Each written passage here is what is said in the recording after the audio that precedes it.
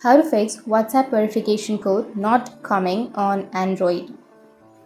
So if you want to fix the WhatsApp verification code not working, then first you need to open up your WhatsApp application, or you just need to simply tap and hold on to your WhatsApp and go for the app info. Under your app info, you need to go for notifications and make sure that you have turned on the notifications of your WhatsApp application. If you have not turned on the notifications, then simply go and turn it on and your problem will be fixed. But if that still doesn't fix your problem, then go back and tap on storage and cache. Tap on clear cache and your problem will be fixed. Or you can go back again, go for permissions and make sure that you have allowed all of the permissions like the messages, phones and everything.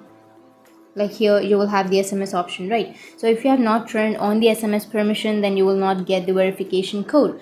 Tap on allow and allow the access. And now you need to restart your device, and once you've restarted, your problem will be fixed. So that's how you can fix WhatsApp verification code not coming. And if you have any questions, feel free to comment below. Thanks for watching.